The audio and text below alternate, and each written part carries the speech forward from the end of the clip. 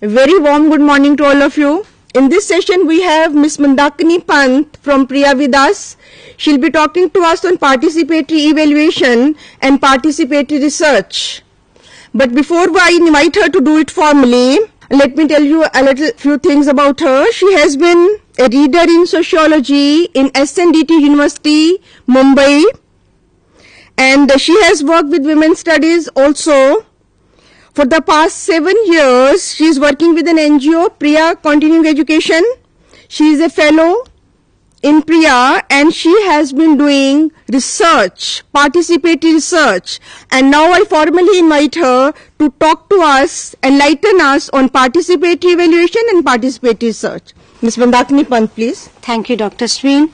My presentation will be on participatory research, concepts, principles, because I feel that the concepts and principles percolates down to the participatory evaluation and participatory training. The focus is more on the participatory concepts, principles and methods. Now I come to what is research. Research, literally speaking, is understanding the fact through scientific process. That understanding of fact has to be through scientific procedures. So like if we are trying to understand the natural science phenomena, so we have the scientific principles, the procedures to understand that phenomena. Similarly in social science research, we have scientific procedures to adopt that to understand the social phenomena.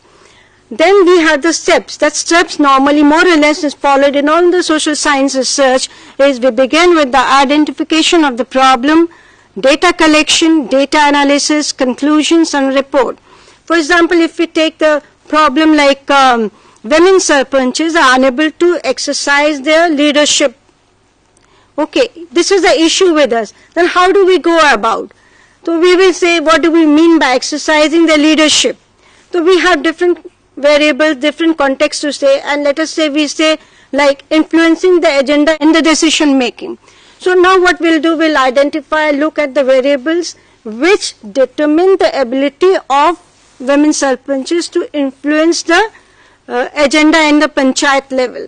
Then what we do, we identify the area where we have to go and conduct the research. So if we suppose we are interested in the trend, macro trend, then we will take number of states, number of districts, number of blocks, number of panchayats and study the women panchayats, and there we will perhaps adopt the survey method. But if we want to go from micro to macro, then perhaps we will take few number of states, few districts, depends upon the type of universe and the size of the universe we have. And then later we collect the data. It can be, if it is a micro, then we can have the schedules, we have the interviews, we have these are the scientific steps, the methods that we adopt to collect the data, and after that we have data analysis methods. Again some scientific procedures are there to follow, and we conclude.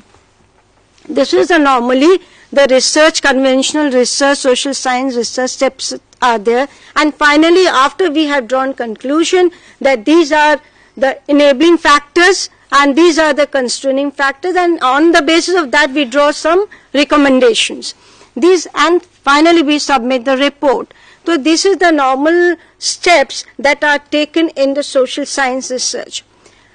Now let us see the conventional paradigms that we have. That is, one is an academic research. Academic research, who conducts academic research? The academic institutions, universities, and who are the researchers? The subject experts, the students. So if we see that research, now that I gave the example of women sarpanches, unable to exercise the leadership, the universities will conduct the research, the students or the subject experts will conduct the research, and the objective will be to generate new body of knowledge, new knowledge generation. The objective is to produce a new knowledge and new body of knowledge, and also enhancement of personal qualification. But if the same research is a policy research, then who will conduct the research? The government, the donor agencies, the institutions. And who are the researchers? Researchers are the experts and the consultants. Now we come to the participatory research.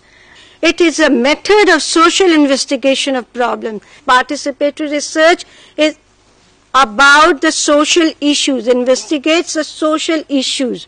When we say it is a research process, the participatory research is also generating a body of knowledge. So it is a research process. It is an education process. Participatory research is for the people, by the people, and with the people. The community itself is generating the data, itself is involved in the research process, generating the data, and also thinking of alternative to solve the issues. So it is an educational experience when the community is reflecting on how, why, when, where, reflecting on the issues, and it is a learning experience. So it's an education process. And participatory research is also a way to take collective action for social change. That means participatory research is also an ideology. Ideology to transform the existing power relations.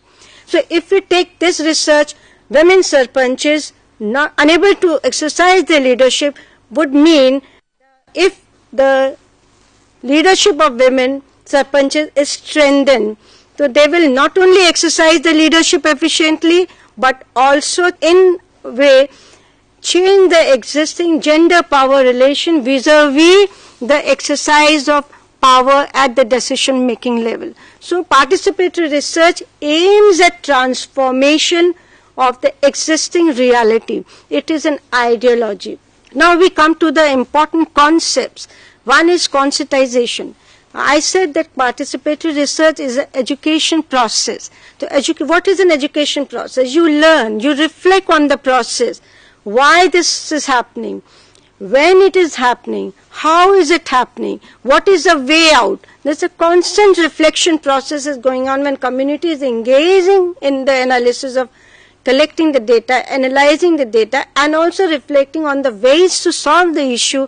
They are actually being conscientized. Conscientization we mean getting aware of, because unless the community is conscientized, they cannot be motivated to take action for change. It is the basic element, basic concept in participatory research.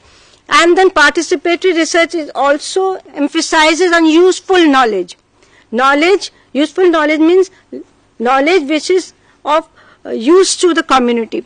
We are dealing with the day-to-day problem of the community.